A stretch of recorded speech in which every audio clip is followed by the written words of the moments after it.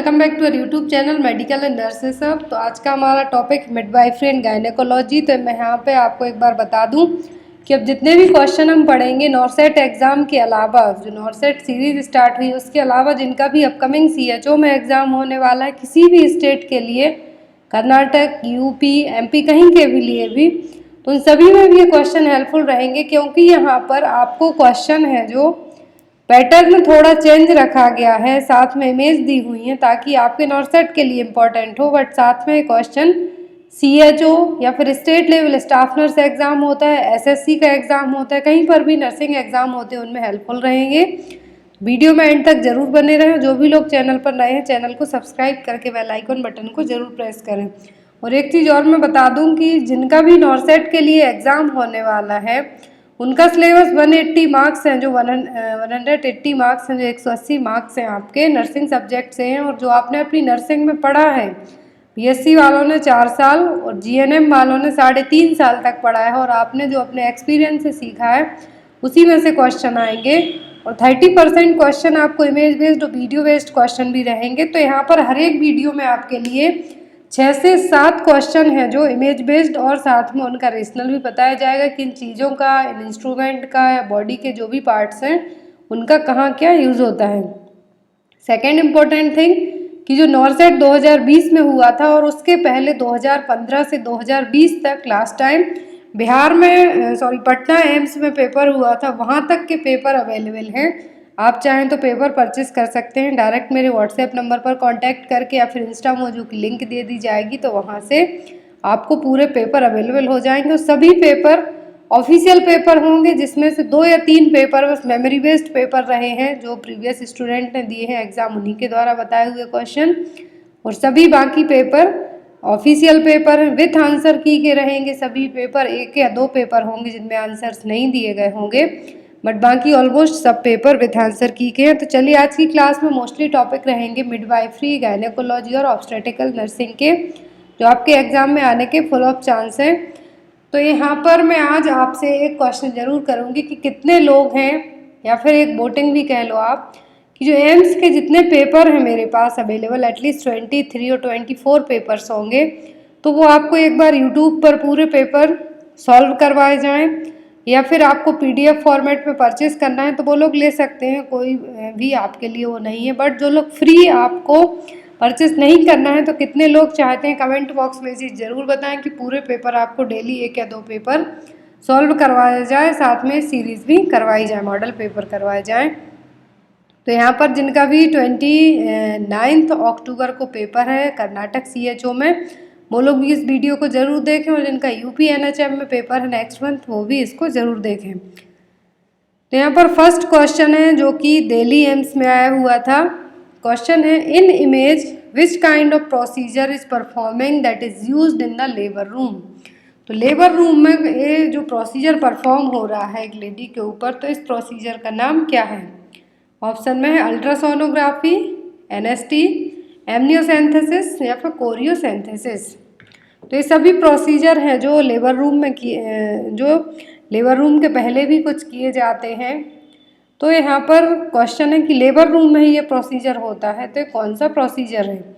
तो ऑप्शन में अल्ट्रासाउंड और USG, NST का मतलब है यहाँ पर नॉन स्ट्रेस टेस्ट, और एमनियोसेंथेसिस एंड कोरियोसेंथेसिस। तो जो प्रोसीजर यहाँ पे हो रहा है, एक लेडी है जो बेल्ट लगाए हुए है पेट टमी पर, अपने एब्डोमेन पर, तो ये क्या कर रही है, इसका नॉन स्ट्रेस टेस्ट है जो परफॉर्म हो रहा है।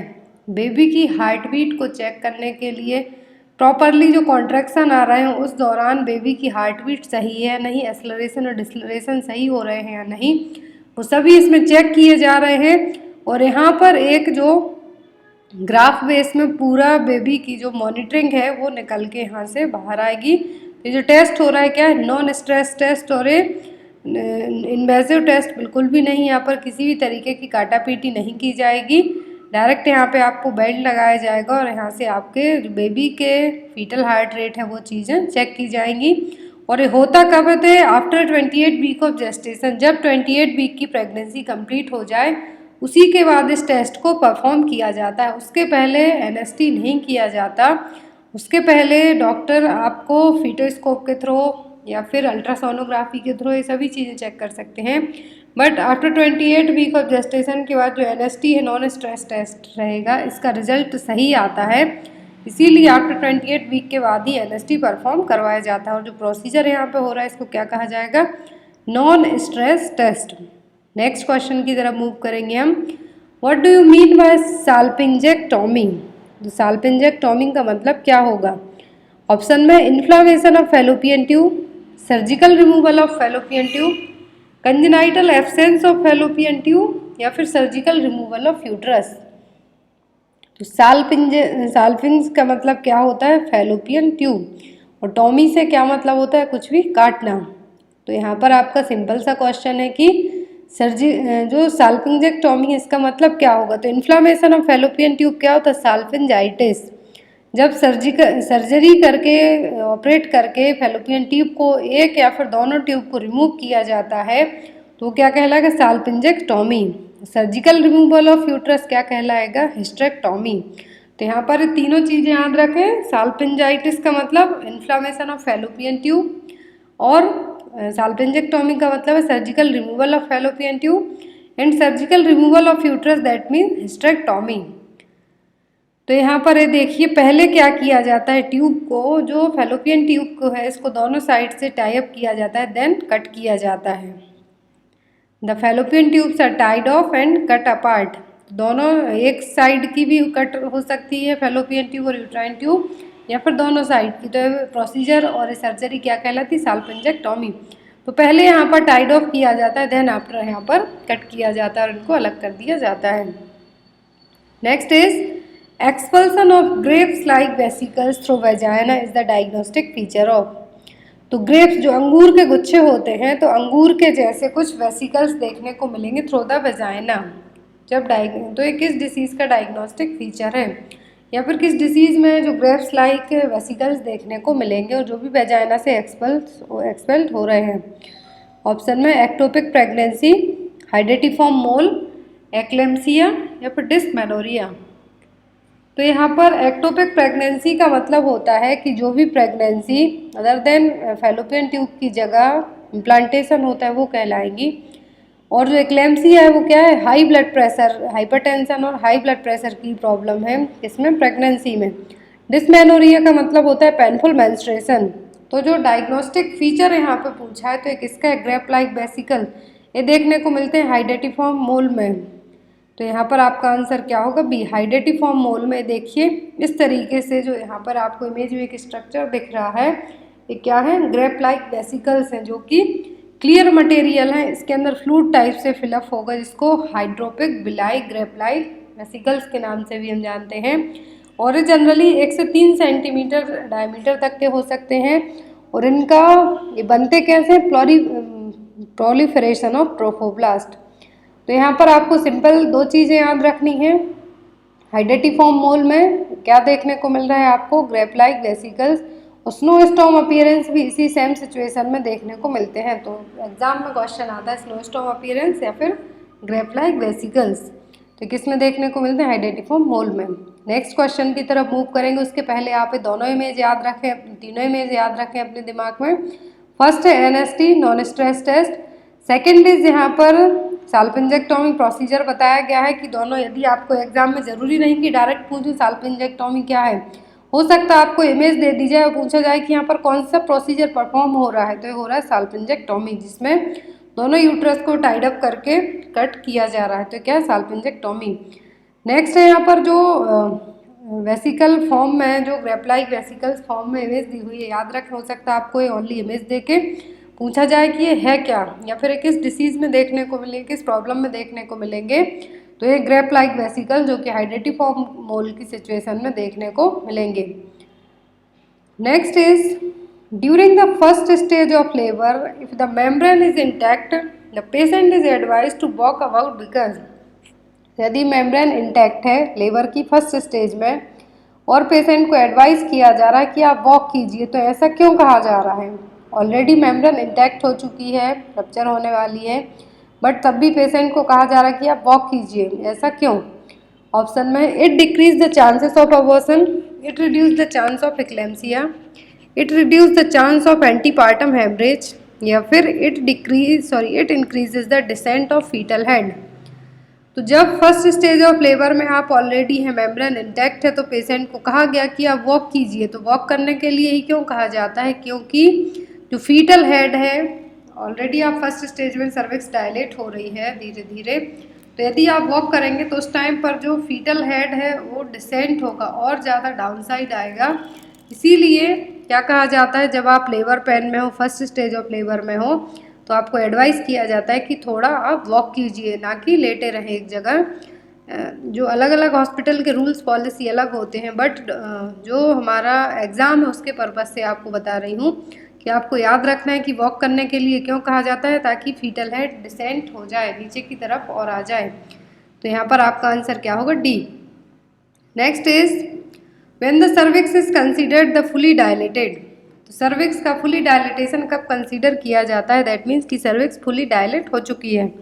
ऑप्शन में है it's 5 centimetre dilatation, it's 6 centimetre dilatation, 8 centimetre dilation, या फिर 10 centimetre dilatation. Cervix fully dilate कब होती है? फर्स्ट स्टेज ऑफ लेबर में। तो फर्स्ट स्टेज ऑफ लेबर में जो सर्विक्स का फुली डायलेटेशन स्टेज है, कब माना जाता है? जब सर्विक्स पूरी 10 सेंटीमीटर, कितनी मैक्सिमम सर्विक्स कितनी डायलेट होती है? 10 सेंटीमीटर। तो आपको याद रखना है फुली डायलेटेशन ऑफ सर्विक्स कब कंसीडर किया जाएगा? जब सर्विक्स टोटल 10 सेंटीमीटर डायलेट हो चुकी हो। और सर्विक्स का फुली डायलेटेशन किस स्टेज में होता है लेबर की? तो फर्स्ट स्टेज ऑफ लेबर में। सेकेंड स्टेज में बेबी एक्सपेल्ड आउट होगा, थर्ड स्टेज में प्लेसेंटा एक्सपल्सन होगा, और लास्ट स्टेज होगी वो होगी ऑब्जर्वेशनल स्टेज। तो यहाँ पर fully dilatation of cervix consider किया जाएगा जब सर्विक्स पूरे 10 सेंटीमीटर और 10 सेंटीमीटर डायलेट हो चुकी होगी। Next is which one is the tumour marker for ovarian cancer. तो हमने पढ़ा है कि अलग अलग जो कैंसर होते हैं उनके लिए ट्यूमर मार्कर भी अलग अलग रखे गए हैं। तो यहाँ पर क्वेश्चन है कि ओवेरियन कैंसर के लिए कौन सा ट्यूमर मार्कर है? ऑप्शन में है CA15 3, CA19 9, CA125, S100 protein. तो यहाँ पे आपको बताना है कि ओवेरियन कैंसर का ट्यूमर मार्कर कौन सा है। तो जो ओवेरियन कैंसर का यहाँ पर ट्यूमर मार्कर है वो है CA125, कार्सिनोमा 125। यहाँ पर पूरी लिस्ट दी हुई है कि जो यहाँ पर ओवेरियन कैंसर के लिए है क्या है? CA125। यहाँ पर ये आंसर रॉन्ग टाइप है, जो ऊपर की तरफ आंसर है तो ये करेक्ट है, कार्सिनोमा 125। तो यहाँ पे आपको याद रखना है कि ओवेरियन कैंसर का जो ट्यूमर मार्कर है वो क्या है? CA125। अब हम बात करेंगे अलग अलग कैंसर होते हैं, तो अलग अलग कैंसर में जो यहाँ पर मेटास्टेटिक डिसीज के लिए ही ओनली ट्यूमर मार्कर रखे जाते हैं। तो यहाँ पर कहा गया है कि जो कैंसर एंटीजन है, CA का मतलब है यहाँ पर कैंसर एंटीजन, तो ओवेरियन कैंसर के लिए क्या ट्यूमर मार्कर है? Cancer antigen 125। ब्रेस्ट कैंसर का याद रखना है आपको, प्रोस्टेट याद रखना है, यूट्राइन और ओवेरियन, ब्लैडर, रीनल और पैंक्रियाज एग्जाम में आते हैं, इसीलिए आपको ये चीज़ें बताई जा रही है। तो सबसे पहले हम बात करेंगे ब्रेस्ट कैंसर के लिए ट्यूमर मार्कर है वो क्या है। तो वो CA15 3। ये किसके लिए? तो आपको याद रखना है कैंसर एंटीजन 15 3। ये किसके लिए? ब्रेस्ट कैंसर के लिए। प्रोस्टेट के लिए है PSA, जो मोर देन 4 Ng/ml यहाँ पर क्वांटिटी जो ट्यूमर मार्कर की जो परसेंटेज रखी गई है वो बताई गई है। लंग कैंसर के लिए कोई भी ट्यूमर मार्कर नहीं बताया गया। कोलोन के लिए कहा गया है CA19 to 9। अब आता है uterine cancer and cervix ovarian cancer, इन दोनों के लिए जो ट्यूमर मार्कर है वो सेम है। यहाँ पे आप देख सकते हैं यूट्राइन कैंसर के लिए भी है कैंसर एंटीजन 125 और ओवेरियन के लिए भी कैंसर एंटीजन 125। यदि एग्जाम में आपको ओवेरियन या फिर जो यूट्राइन कैंसर है पूछा जाता है तो दोनों के मार्कर सेम है, आपको कंफ्यूज नहीं होना है। फिर आता है पैंक्रियाटिक कैंसर, तो इसमें कैंसर एंटीजन 19 to 9 है, जो कि क्या है? ट्यूमर मार्कर है। तो यहाँ पर आपको ट्यूमर मार्कर याद रखना है। प्रोस्टेट स्पेसिफिक एंटीजन PSA का यहाँ पर मतलब है कि जो प्रोस्टेट स्पेसिफिक एंटीजन है यदि मोर देन 4 Ng/ml होता है, दैट मीन्स क्या है? पॉजिटिव आपके लिए कैंसर है। और इसकी स्पेसिफिसिटी कितनी 90 to 94%। यदि यहाँ पर CEA है that means कार्सिनो embryonic antigen, CEA मतलब कोलोन कैंसर है तो क्या है, कार्सिनो एम्ब्रियोनिक एंटीजन इतने से ज़्यादा है तभी कैंसर आपको है, सॉरी ट्यूमर है। तो यहाँ पे आपको बेसिकली 5 से 6 चीज़ों के याद रखना है, ब्रेस्ट कैंसर, प्रोस्टेट, यूट्राइन और ovarian cancer, bladder and pancreas cancer. तो यहाँ पर ये आप चीज़ें याद रखें, आपको एग्जाम में ज़रूरी नहीं कि मैंने पढ़ा है कि ओवेरियन कैंसर आएगा, हो सकता है आपको प्रोस्टेट पूछ लें, यूट्राइन पूछ लें, नॉन हॉकिंग लिम्फोमा पूछ लें जिसमें उनके कुछ भी ट्यूमर मार्कर स्पेसिफिक नहीं है। Next is during eclampsia, if condition of mother is good, baby is mature and cervix is favorable, then management include। तो यदि एक्लेम्सिया की कंडीशन में, एक्लेम्सिया में क्या होगा, माँ का ब्लड प्रेशर हाई होगा, जब ब्लड प्रेशर हाई होता है तो बेबी के लिए प्रॉपर जो ब्लड की सप्लाई होती है वो नहीं हो पाएगी। बट एक्लेम्सिया की कंडीशन में ही मदर कैसी है, गुड कंडीशन में, बेबी भी फुल मैच्योर है, सर्विक्स फेवरेबल है, मतलब कि डायलिटेशन के लिए फुल रेडी है, तो मैनेजमेंट आपका क्या होगा, ऑप्शन में है use of prostaglandin, caesarean section, surgical induction व लो रप्चर ऑफ मेम्ब्रेन, या फिर डी बोथ बी एंड सी। तो यहाँ पर आपका सही आंसर है जो क्या होगा। तो यहाँ पे आपको कंफ्यूज बिल्कुल भी नहीं होना है कि, तो एक्लेम्सिया है, मदर की कंडीशन गुड है, बेबी मैच्योर, सर्विक्स फेवरेबल है, दैट मीन सर्विक्स डायलिटेशन की कंडीशन में है, सर्विक्स डायलेट होती जा रही है। बट आप मैनेजमेंट इसका क्या बताएंगे, प्रोस्टाग्लैंडिन देंगे, LSCS करेंगे कि सर्जिकली इंड्यूस करेंगे लो रप्चर ऑफ मेम्ब्रेन करके। तो यहाँ पर आपका जो आंसर होगा वो होगा सी, सर्जिकल इंडक्शन व लो रप्चर ऑफ मेम्ब्रेन, क्योंकि यदि यहाँ पर LSCS करते हैं तो ब्लड लॉस होने के चांसेस ज़्यादा रहते हैं एज़ कम्पेयर टू नॉर्मल के। तो यहाँ पर आपको सर्जिकली इंड्यूस करना है लेबर के लिए लो रप्चर ऑफ मेम्ब्रेन को करके, जिससे ब्लड लॉस भी कम हो और बेबी भी प्रॉपरली बाहर आ जाए और माँ के लिए भी किसी भी तरीके का हार्म ना हो एज़ कम्पेयर टू LSCS के। तो इसीलिए इस केस में क्या किया जाएगा, लो रप्चर ऑफ मेम्ब्रेन करके, जो कि सर्जिकली इंड्यूस करना है लेबर को, ताकि बेबी को सुरक्षित बाहर निकाला जा सके और माँ की कंडीशन भी बेटर रहे। Next is which is the procedure that is use to done to change the lie of fetus. तो फीटस की जो लाई है उसको चेंज करने के लिए, फीटस की जो पोजीशन है, प्रेजेंटेशन है, उसको चेंज करने के लिए कौन सा प्रोसीजर किया जाएगा। ऑप्शन में है एपिजियोटोमी, डायलिटेशन एंड इवाक्यूएशन, LSCS, या फिर वर्जन। तो वर्जन अलग अलग टाइप के होते हैं। तो यहाँ पर फीटस की जो लाई है उसको चेंज करना है यदि हमें, तो जो प्रोसीजर होगा वो क्या होगा। तो एपिजियोटोमी तो सेकंड स्टेज ऑफ लेबर में किया जाता है, पेरिनियल एरिया जो वेजाइना है और एना से यहाँ पर कट लगाया जाता है, इससे बेबी का हेड है जो फंस रहा हो वेजाइना के यहाँ उसको ईजिली बाहर निकाला जा सके। और यहाँ पर जो LSCS है तो ये सिजेरियन सेक्शन डिलीवरी है, लोअर सेगमेंट सिजेरियन सेक्शन, तो अलग अलग केस में प्रेफर की जाती है। अब यहाँ पर फीटस लाई के लिए, तो फीटस लाई के लिए डायरेक्ट हम LSCS ना कर देंगे, ना एपिजियोटोमी करेंगे, ना DNC और DE करेंगे। जो हम यहाँ पे करेंगे होगा वर्जन, जिससे बेबी के लिए अलग अलग मैन्यूवर अपनाए जाते हैं, आपने पढ़ा है कई बार लियोपोल्ड मैन्यूवर। तो यहाँ पर यदि बेबी के लिए कहा गया है कि जो वर्जन होते हैं अलग अलग टाइप के होते हैं, बट यहाँ पर एक्सटर्नल सेफेलिक वर्जन बताया गया है जो कि नॉर्मली यूज़ होता है और जिसको वर्जन एक ही टर्म यूज़ किया जाता है। तो सेफेलिक प्रेजेंटेशन क्या होता है, नॉर्मल प्रेजेंटेशन होता है जिसमें हेड डाउन होता है। तो यहाँ पर यदि ब्रीच पोजीशन में है बेबी, ये प्रोसीजर तब यूज़ किया जाता है। It is a procedure use to turn a fetus from breech position or side lying position into a head down और vertex position before labour begins. That means ये procedure है जो version और external cephalic version यहाँ पे बताया कि fetal लाई है तो उसको चेंज करना है हमें। तो जब भी बेबी ब्रीच पोजीशन और ट्रांसवर्स पोजीशन में हो, साइड लाइन पोजीशन में रहे, तब हमें बेबी को हेड डाउन जो कि वर्टेक्स पोजीशन है और सेफेलिक प्रेजेंटेशन कहलाता है। तो लेबर स्टार्ट होने के पहले हमें बेबी को क्या करना है, साइड लाइन पोजीशन से वर्टेक्स पोजीशन में लाना है। और ये क्या होता है, जो कि जो गायनेकोलॉजिस्ट होते हैं वही इस प्रोसीजर को कर पाते हैं। और इसके थ्रू क्या होगा, जब बेबी वर्टेक्स पोजीशन और सेफेलिक प्रेजेंटेशन जो कि नॉर्मल माना जाता है इसमें रहेगा, तो वेजाइनल बर्थ और जो नॉर्मल डिलीवरी उसके होने के चांसेस ज़्यादा होंगे। तो इसीलिए वर्जन है जो किया जाएगा फीटस लाई को चेंज करने के लिए। यहाँ पर अलग अलग हमने लियोपोल्ड मैन्यूवर पढ़े हैं जो एग्जाम में आते हैं, first, second, third and fourth. तो ये क्या है, सब लियोपोल्ड मैन्यूवर हैं। जो फर्स्ट लियोपोल्ड मैन्यूवर है किसके लिए किया जाता है, determination of what is in the fundus, तो फंडस में है क्या, बेबी किस तरीके से हो, फंडस में है क्या।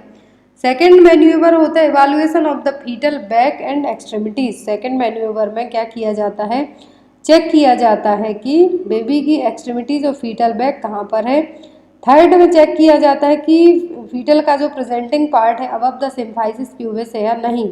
और फोर्थ में चेक किया जाता है direction and degree of flexion of the head, baby का जो हेड है नीचे की तरफ भले है बट फ्लेक्स्ड किस साइड है, ज़्यादा एक्सटेंडेड तो नहीं है। सभी चीज़ें लियोपोल्ड मैन्यूवर में चेक की जाती हैं। फिर इसका और ज़्यादा डिटेल में बताना है, यहाँ पे आपको पूरा एक वीडियो बन जाएगा, तो वो कभी सेपरेट बताया जाएगा। बट आपको याद रखना है कि वर्जन क्या है, फीटल लाई को चेंज करने के लिए जनरली तब यूज़ किया जाता है जब बेबी ट्रांसवर्स पोजीशन में हो। तो ट्रांसवर्स पोजीशन से हमें बेबी को हेड डाउन और वर्टेक्स पोजीशन में लाना है, वो भी लेबर के पहले से वेजाइनल डिलीवरी इजी रहे। Next is the instrument that is used for dilatation of cervix during D&D procedure. Dilatation and evacuation procedure के लिए जब हम सर्विक्स को डायलेट करते हैं तो कुछ इंस्ट्रूमेंट की ज़रूरत पड़ेगी हमें। सर्विक्स डायलेटेशन के लिए स्पेशली D&D की कंडीशन में डायलेटेशन एंड इवाक्यूएशन प्रोसीजर करते हैं तो उस इंस्ट्रूमेंट का नाम क्या होगा। ऑप्शन में ovum forceps, Sims speculum, uterine sound या फिर लेमिनेरिया टेंट। तो सर्विक्स हमें डायलेट करनी है D&D प्रोसीजर के टाइम पर, तो जो इंस्ट्रूमेंट हम यूज़ करेंगे वो क्या होगा, लेमिनेरिया टेंट। यहाँ पर ये देखिए, ये रहा लेमिनेरिया टेंट जो कि सर्विक्स के लिए डायलेट करने के लिए इसको यूज़ किया जाएगा। यहाँ पर फर्स्ट इमेज में दिखाया गया है कि लेमिनेरिया टेंट है जो इंसर्ट किया गया है, एंड सेकंड इमेज में दिखाया गया है कि स्वालोन जो लेमिनेरिया टेंट है इसके थ्रू सर्विक्स क्या हो गई है, डायलेट हो गई है। तो ये जनरली D&D जो डायलेटेशन एंड इवाक्यूएशन किया जाता है, ये तो या तो अबॉर्शन के सिचुएशन में किया जाएगा या फिर कुछ अदर प्रॉब्लम हो तब किया जाएगा। तो उस केस में जो इंस्ट्रूमेंट यूज़ होता है वो क्या है, लेमिनेरिया टेंट। यहाँ पर इमेज याद रखें, इसका यूज़ क्या है वो याद रखें, और ये क्यों यूज़ किया जाता है ये भी याद रखें, एग्जाम में आपको आ सकता है। नेक्स्ट जो यहाँ पे ऑप्शन दिए हुए हैं, Sims speculum, last ovum forceps. Image ovum forceps exam में आई है एम्स के, और एक और यहाँ पर जो इमेज है वो क्या है, सिम्स स्पेकुलम।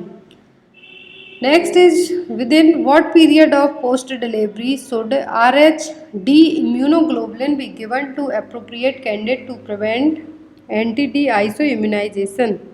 तो यहाँ पर क्वेश्चन है कि डिलीवरी के बाद RH-NTD जो इम्यूनोग्लोबुलिन है NTD आइसो इम्यूनाइजेशन से प्रिवेंट करने के लिए हमें कितने टाइम के अंदर दे देना है। ऑप्शन में 12 आवर, 72 आवर्स, 24 आवर या फिर 48 आवर्स। तो RH-D इम्यूनोग्लोबुलिन हमें देना है पोस्ट डिलीवरी के बाद विद इन 72 घंटों के अंदर, विद इन 72 आवर्स के अंदर हमें क्या करना है, RH-D इम्यूनोग्लोबुलिन दे देना है ताकि पर्सन के लिए NTD आइसो इम्यूनाइजेशन से हम प्रिवेंट कर सकें। Next is stage of labour process seen in this image is. तो यहाँ पर इमेज दिख रही है, इसमें आपको बताना है कि लेबर की कौन सी स्टेज है जो देखने को मिल रही है। ऑप्शन में first stage of active phase, second stage, first stage of latent phase या फिर थर्ड स्टेज ऑफ लेबर। तो यहाँ पर जो लेबर की 4 स्टेज होती हैं, फर्स्ट, सेकंड, थर्ड, फोर्थ, कई बार बता चुकी हूँ, एक बार और बता देती हूँ। First stage fully cervix dilatation होगा, सेकंड स्टेज में बेबी एक्सपेल्ड आउट होगा, थर्ड स्टेज में प्लेसेंटा एक्सपल्सन होगा, और फोर्थ स्टेज क्या होगी, ऑब्जर्वेशनरी स्टेज। तो यहाँ पर फर्स्ट और सेकंड स्टेज दोनों नहीं है क्योंकि यहाँ पर आपको बेबी नहीं दिख रहा है। अब आती है third stage of labour. Third stage of labour में क्या होगा, प्लेसेंटा एक्सपेल्ड आउट होता है जो कि यहाँ पे आपको इमेज में दिख रहा है। तो ये कौन सी स्टेज है, थर्ड स्टेज ऑफ लेबर है। तो जब प्लेसेंटा एक्सपेल्ड आउट होता है तो उसके साइन होते हैं, जो मैंने कल का जो मॉडल पेपर सेकंड था उसमें पूरा प्लेसेंटा भी बताया हुआ है, उसको आप एक बार ज़रूर देख लें कि वो थर्ड स्टेज ऑफ लेबर होती है। इन केस प्लेसेंटा जनरली जो प्रीमी और मल्टी पैरा है, मल्टी में with in 15 minute baby expelled out होने के बाद प्लेसेंटा बाहर आ जाता है, एक्सपल्सन हो जाता है। जो प्रीमी पैरा होती है उनमें मैक्सिमम 30 मिनट का टाइम लगता है। और यदि 30 मिनट तक भी प्लेसेंटा बाहर नहीं आता है तब वो प्रोसेस क्या कहलाती है, रिटेन्ड प्लेसेंटा। तो यहाँ पर कौन सी फिर क्या किया जाता है, फंडल मसाज किया जाता है, मैनुअली प्लेसेंटा रिमूव करने की कोशिश की जाती है, बट नॉर्मली कितने विदिन 30 मिनट के बाहर आ जाता है। तो यहाँ पर जो इमेज में दिख रहा है क्या है, थर्ड स्टेज ऑफ लेबर। तो यहाँ पे आपके लिए याद रखना है क्या है, third stage of labour. Next is which of the following is a feature of false labour pain. तो फॉल्स लेबर पेन का फीचर यहाँ पर कौन सा है, दो टाइप का लेबर पेन होता है, एक तो होता है ट्रू, मतलब कि आपको सही में लेबर पेन ही हो रहा है, दूसरा होता है फॉल्स लेबर पेन। तो यहाँ पे आपको बताना है कि फॉल्स लेबर पेन का फीचर कौन सा है। ऑप्शन में progressive dilatation of uterus, frequency of contraction increases, not associated with the hardening of uterus, blood so is seen. तो जो ट्रू लेबर पेन होगा इसमें क्या होगी, सर्विक्स प्रोग्रेसिवली डायलेट होगी, धीरे धीरे डायलेट होगी, ना कि एक बार डायलेट होकर स्टॉप हो जाएगी। तो ट्रू लेबर पेन का साइन है जो फर्स्ट ए ऑप्शन में दिया है। सेकंड आता है फ्रीक्वेंसी ऑफ कॉन्ट्रैक्शन इंक्रीजेज। तो जैसे जैसे सर्विक्स डायलेट होती जाएगी वैसे वैसे ही जो कॉन्ट्रैक्शन आते हैं उनकी फ्रिक्वेंसी भी बढ़ती जाएगी, ब्लड सो भी देखने को मिलेगा, बट हार्डनिंग ऑफ यूट्रस बिल्कुल भी नहीं होगा। ऐसे टाइम पर क्या होगा, सॉफ्टनिंग यूट्रस रहेगी, बट ऐसे टाइम पर not associated with the hardening of uterus. तो यहाँ पर आपका आंसर क्या होगा, सी, जो कि फॉल्स लेबर पेन का साइन है। यहाँ पर ये देखिए डिफरेंस दिया हुआ है, ट्रू लेबर पेन में ऑलवेज कॉन्ट्रैक्शंस रेगुलर रहेंगे जो कि फॉल्स लेबर पेन में रेगुलर रहते हैं। ट्रू लेबर पेन में जो कॉन्ट्रैक्शंस हैं वो क्या होंगे, इंटेंसिटी और ड्यूरेशन जब आप वॉक करते हैं, इसीलिए कहा जाता है कि जब इंटैक्ट मेम्ब्रेन हो तब क्या कहा जाता है, डॉक्टर क्या कहते हैं कि आप वॉक कीजिए, आप फर्स्ट स्टेज ऑफ लेबर में तब भी, जिससे क्या होगा, वॉक करने से कॉन्ट्रैक्शन की इंटेंसिटी और ड्यूरेशन है वो बढ़ेगा, जिससे सर्विक्स डायलेट होगी। बट ऐसा जो फॉल्स लेबर पेन है इनमें आप यदि एक बार लेट जाओ या फिर बैठ जाओ तो पेन आना बंद हो जाएंगे, बट जो ट्रू लेबर पेन होते हैं इसमें आप बैठ जाओ लेट जाओ कुछ भी करो बट वो कंटिन्यूस आते जाएंगे। और जो ट्रू लेबर पेन होते हैं हमेशा लोअर बैक साइड से रेडिएट होते होते लोअर पोर्शन ऑफ एब्डोमेन की तरफ होंगे, बट जो फॉल्स लेबर पेन होते हैं वो एब्डोमिनल पेन में ही होते हैं, अबव द अम्बलाइकस, जो अम्बलाइकस है उसके ऊपर की तरफ ही आपको फील होंगे। ब्लड ही सो और ब्लड देखने को मिलेगा आपके लिए, डायलिटेशन और एफासमेंट होगा, बट फॉल्स लेबर पेन में सर्विक्स में किसी भी तरीके का चेंज नहीं होगा। फीटस यूजुअली इंगेज्ड, बट इसमें क्या होगा, फीटल बलटमेंट प्रेजेंट रहेगी फॉल्स में, बट ट्रू लेबर पेन में नहीं होगा। यहाँ पर ब्रैक्सटन हिक्स कॉन्ट्रैक्शन टाइप से आएंगे बट बलटमेंट नहीं होगी। तो यहाँ पर आपके आई होप आपको डिफरेंस समझ में आ गए हैं। ज़रूरी नहीं कि आपसे पूछें कि true labour false labour pain के फीचर बताओ, पूछ लें कि ट्रू लेबर के बताओ, तो आपको पता होना चाहिए। Next is the condition in which uterus turns inside out is known as. तो ऐसी सिचुएशन जिसमें यूट्रस क्या है, अंदर की तरफ ही टर्न हो जाए, यूट्रस टर्न्स इनसाइड, तो ये कंडीशन क्या कहलाएगी। ऑप्शन में एंटीवर्जन, रेट्रोवर्जन, प्रोलैप्स या फिर इन्वर्जन। तो ऐसी सिचुएशन जिसमें यूट्रस क्या हो जाए, टर्न्स इनसाइड आउट, अंदर की तरफ ही होकर बाहर हो जाती है, तो ये क्या कहलाएगी। यूट्रस की जो नॉर्मल पोजीशन होती है वो होती है एंटीवर्जन एंड एंटी फ्लेक्शन। ऐसी anteversion and anteflexion. Non pregnant state में यूट्रस का जो वेट होता है 60 ग्राम, बट प्रेगनेंसी में 1 kg 1000 ग्राम तक हो जाती है। और जब यूट्रस आफ्टर डिलीवरी के बाद वापस रिवर्ट बैक होती है तो ये प्रोसेस क्या कहलाती है, इन्वोल्यूशन की प्रोसेस। तो यहाँ पर जब यूट्रस टर्न्स इनसाइड हो रहे हैं, अंदर की तरफ ही टर्न होती है, तब ये सिचुएशन कहलाएगी इन्वर्जन। ये देखिए यहाँ पर इन्वर्जन की 4 डिग्री होती हैं। फर्स्ट डिग्री में कम यूट्रस अंदर की तरफ टर्न होगी, सेकंड में थोड़ी और जाएगी बाहर सर्विक्स तक, थर्ड में वेजाइना तक, थर्ड डिग्री इन्वर्जन, और फोर्थ में सीधा वेजाइना से बाहर ही आ जाएगी। तो क्या होगा, third degree inversion of uterus. और जो नॉर्मल पोजीशन होती है यूट्रस की कैसी होती है, एंटीवर्जन एंड एंटी फ्लेक्शन। एग्जाम में आपको इमेज दे के पूछ सकते हैं कि जो लास्ट इमेज है क्या है, तो यहाँ पे आपको पता होना चाहिए कि क्या है, inversion of the uterus. Next is abnormal condition in which the umbilicus is inserted through the membrane of the placenta is known as। तो एक ऐसी abnormal condition जिसमें umbilicus क्या हो, एबनॉर्मल तरीके से इंसर्ट हो जाए, कहाँ से, प्लेसेंटा की मेम्ब्रेन से, ना कि सेंटर पार्ट से, सीधा मेम्ब्रेन से इंसर्ट हो जाए तो क्या कहलाएगी? ऑप्शन में बेटलटोल, मेलामेंटस, मार्जिनल इंसर्शन ऑफ प्लेसेंटा, या फिर नन ऑफ दी अबव। तो यहाँ पर क्वेश्चन है कि ऐसी एबनॉर्मल कंडीशन जिसमें अम्बिलिकल इंसर्ट हो रही, कहाँ से, प्लेसेंटा की मेम्ब्रेन से, जो कि सेंटर पार्ट से होना चाहिए, वहाँ से ना होकर सीधा मेम्ब्रेन से हो रही है, तो वो क्या है? बेलामेंटस इंसर्शन ऑफ कॉर्ड और velamentous insertion of placenta. Next is which of the following clinical presentation would a nurse expect while assessing a patient with abruption of placenta. तो एब्रप्शन ऑफ प्लेसेंटा में नर्स के लिए, as a nurse आप क्या चीज़ें हैं जो check करेंगे, क्या असेस करेंगे कि प्लेसेंटल एब्रप्शन की सिचुएशन है? तो ऑप्शन में excessive vaginal bleeding, uterine tenderness and rapid contraction, abdominal pain, या फिर D all of the above. तो यहाँ पर जो क्लिनिकल प्रेजेंटेशन आपको बताना है एब्रप्टो प्लेसेंटा का, वो क्या है? तो वो है यहाँ पर सभी ऑल ऑफ दी अबव। और जो एंटीपार्टम हेमरेज होता है, एपीएच होता है बिफोर लेबर के, जो कि 28 वीक से स्टार्ट हो सकता है, सॉरी 20 to 28 वीक से स्टार्ट हो सकता है, तो उसका सबसे मेन रीज़न यही है abruption of placenta.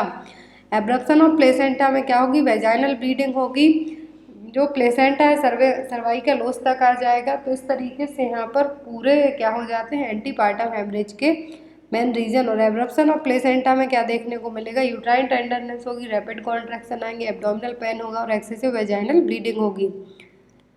Next is in placenta what is known as the water bag. Placenta में वाटर बैग किसको कहा जाता है? ऑप्शन में amniotic sac, chorionic sac, funis, या फिर अम्बिलिकल कॉर्ड। तो जो वाटर बैग कहा जाता है प्लेसेंटा में, जहाँ पर एमनियोटिक फ्लूइड भरा होगा, तो वो क्या कहलाएगा? Amniotic sac. फीटल सैक, यहाँ पर अब आपको यहाँ तक एमसीक्यू थे। अब हम कुछ जो पॉइंट बेस्ड क्वेश्चन पढ़ेंगे जो आपके एग्जाम में बहुत ही हेल्पफुल हैं, जिसमें आपको मोस्टली प्लेसेंटा, अम्बिलिकल कॉर्ड और फीटस से रिलेटेड क्वेश्चन है यहाँ पर, और प्लेसेंटा में क्या एबनॉर्मलिटी हो सकती है, कैसे ट्रीट कर सकते हैं, वो चीज़ें रहेंगी। तो फर्स्ट पॉइंट यहाँ पर फीटल सैक। तो फीटल सैक में 2 मेम्ब्रेन्स होती हैं, it has 2 membranes, outer is Korean and inner is amnion, both arise from the zygote. ये दोनों मेम्ब्रेन कोरियन और एमनियन, कोरियन आउटर हो गई और एमनियन इनर मेम्ब्रेन हो गई। और जो फ्लूइड भरा होता है, इसको वाटर बैग कहते हैं, वो क्या कहलाता है? Amniotic sac. एमनियन को बैग ऑफ वाटर के नाम से भी जानते हैं। अब इसी में हम आते हैं अम्बिलिकल कॉर्ड पर। तो अम्बिलिकल कॉर्ड का ही दूसरा नाम क्या है? फ्यूनिस। क्या है? Funis. Umbilical cord consist of 2 arteries and 1 vein. तो अम्बिलिकल कॉर्ड 2 आर्टरी और 1 वेन से मिलके बनती है, जिसमें से umbilical artery supply the deoxygenated blood and umbilical vein carry the oxygenated blood to the fetus. तो जो 2 आर्टरीज और 1 वेन है, एग्जाम में क्वेश्चन आता है कि अम्बिलिकल आर्टरीज में कितनी वेन्स और कितनी आर्टरीज होती हैं। तो अम्बिलिकल कॉर्ड में 2 आर्टरीज एंड 1 वेन रहेगी। अम्बिलिकल आर्टरी डीऑक्सीजनेटेड ब्लड की सप्लाई करेगी और अम्बिलिकल वेन क्या करेगी? ऑक्सीजनेटेड ब्लड को कैरी करेगी। और इसी में एक और क्वेश्चन आता है कि प्लेसेंटा को कौन सा इम्यूनोग्लोबुलिन क्रॉस कर सकता है? तो वो है आईजीजी। आईजीए ब्रेस्ट मिल्क को क्रॉस कर सकता है और आईजीजी प्लेसेंटा को क्रॉस करके बेबी तक पहुंच सकता है। नेक्स्ट है यहाँ पर first hormone that is secreted by the placenta is HCG. तो सबसे पहला हार्मोन जो प्लेसेंटा सीक्रेट करता है वो क्या? ह्यूमन कोरियोनिक गोनाडोट्रोपिन हार्मोन और एचसीजी। अब कुछ एबनॉर्मलिटीज़ होती हैं प्लेसेंटा की। यदि प्लेसेंटा का वेट है जो बेबी के वेट के कितना होता है? 1/6 होता है। तो यहाँ पर जो नॉर्मल है 500 ग्राम होगा। यदि प्लेसेंटा का वेट ज़्यादा है तो कुछ कंडीशन में प्लेसेंटा का वेट ज़्यादा देखने को मिलेगा, कुछ में कम देखने को मिलेगा। तो weight syphilis, erythroblastosis and diabetes, इन तीनों केस में वेट ज़्यादा रहेगा। प्लेसेंटा का वेट यदि क्रोनिक हाइपरटेंशन है, प्री एक्लेम्सिया है, तो ऐसे केस में बेबी का वेट ही कम रहेगा, इसीलिए प्लेसेंटा का वेट भी कम होगा। हाई प्लेसेंटल वेट कब होता है? कभी कभी जेस्टेशनल डायबिटीज़ में, स्मोकिंग में, या फिर कॉर्ड डिटर्मिनेट्स की कंडीशन में, कोरियोकार्सिनोमा हो, या फिर सर्कमवैलेंट प्लेसेंटा हो, मार्जिनल कॉर्ड इंसर्शन हो, तो ऐसे केस में प्लेसेंटा का वेट हाई भी हो सकता है। अब हम बात करेंगे प्लेसेंटा सक्सिनेट्रा, जो कि इनकी एबनॉर्मलिटी ही है प्लेसेंटा की। तो यहाँ पर प्लेसेंटा सक्सिनेट्रा में क्या होगा, एसेसरी प्लेसेंटा बन जाएंगे। एक प्लेसेंटा की जगह 2-3 प्लेसेंटा और बन जाएंगे। जो क्वेश्चन में सबसे ज़्यादा आते हैं एबनॉर्मलिटीज ऑफ रिलेशनशिप को लेके, battledore placenta, velamentous insertion of placenta, placenta marginata, तो ये सभी क्या है, प्लेसेंटल अटैचमेंट, जो रिलेशनशिप है बेबी और प्लेसेंटा के बीच में, यहाँ पर प्लेसेंटा कहाँ से अटैच होता है, डिटैच होता है, सभी चीज़ों को लेके एबनॉर्मलिटीज प्लेसेंटा की। तो फर्स्ट है बैटलडोर प्लेसेंटा। जरूरी नहीं डायरेक्ट पूछ हो सकता, आपको जो फर्स्ट इमेज दी हुई है बता दें, पूछे कि है क्या। In this cord attach to the margin of the placenta. Generally cord का अटैचमेंट कहाँ से होता है, सेंटर पार्ट से होता है, but margin of the placenta से अम्बिलिकल कॉर्ड अटैच हो जाएगी तो क्या होगा, बैटलडोर प्लेसेंटा। वेलामेंटस में क्या होगा, इसके अपोजिट होगा, जो मार्जिनल साइड से ही होगा बट अपोजिट सेक्शन से वेलामेंटस इंसर्शन ऑफ प्लेसेंटा होगा। जो प्लेसेंटा प्रीविया है, तो प्लेसेंटा प्रीविया में क्या होगा, when the placenta covers the opening of the mother cervix, तो जनरली सेंटर पार्ट से अटैच ना होकर प्लेसेंटा प्रीविया में प्लेसेंटा क्या करेगा, पूरा सर्वाइकल ओस तक को कवर कर लेगा। फिर इसकी डिग्री होंगी, नॉर्मल प्लेसेंटा इस तरीके से होगा, लो इम्प्लांटेशन, पार्शियल प्लेसेंटा प्रीविया, और टोटल में पूरा सर्वाइकल ओस को कवर कर देगा, तो सिचुएशन कहलाएगी प्लेसेंटा प्रीविया। तो यहाँ पर फिर आता है placenta परक्रिएटा। It's a condition where placenta attaches itself and grow through the uterus and potentially to the nearby organ। तो ऐसी कंडीशन में प्लेसेंटा परक्रिएटा में क्या होगा, यूट्रस की तरफ ग्रो ना होके प्लेसेंटा क्या होगा, अदर ऑर्गन के पास ग्रो होने लगेगा, जैसे कि ब्लैडर में। इसके 3 ग्रेड होंगे, first, second and third. Retained placenta मैंने आपको बताया है कि ये मोस्ट कॉमन कॉज है पोस्टपार्टम हेमरेज के होने का, क्योंकि इसमें यदि after the baby expelled out होने के बाद यदि प्लेसेंटा एक्सपेल्सन 30 मिनट के अंदर नहीं होता है तो सिचुएशन क्या कहलाती है, रिटेंड प्लेसेंटा। फिर आता है एब्रप्टो प्लेसेंटा, जो कि एंटीपार्टम हेमरेज होने का बहुत ही मोस्ट कॉमन रीजन है। तो इसका मतलब represent interpretation of the placenta by partial और कंप्लीट सेपरेशन। तो यहाँ पर प्लेसेंटा को अटैच होना चाहिए बट टाइम के पहले ही कुछ इंटरप्रिटेशन के कारण ये क्या हो जाएगा, डिटैच होने लगेगा। तो ये सिचुएशन क्या कहलाती है, एब्रप्टो प्लेसेंटा, जो कि मोस्ट कॉमन रीजन है किसका, एंटीपार्टम हेमरेज का।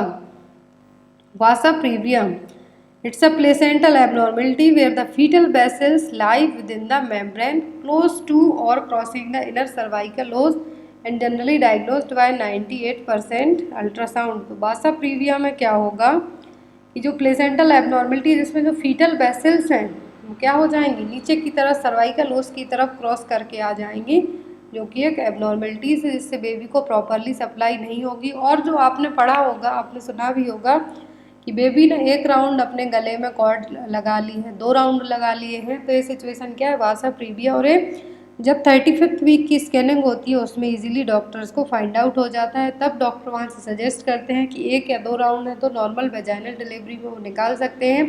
यदि उससे ज़्यादा है फिर ये भी डिपेंड करता है कि बेबी ने जो कॉर्ड है अपने हाथ में टर्न की है, पैर में की है या नेक में की है, फिर उसके बाद है जो आगे की प्रोसेस डिसाइड की जाती है। तो यहाँ पर इतने ही क्वेश्चन थे। आई होप आपको वीडियो अच्छा लगा हो तो लाइक करके अपने फ्रेंड्स के साथ शेयर जरूर करें। Thank you, bye bye, good night. Next video में ज़रूर मिलेंगे, बट उसके पहले आपको जिन भी लोगों को नॉर्सेट टाइम्स के प्रीवियस पेपर लेना वो डायरेक्ट मुझसे कांटेक्ट कर सकते हैं।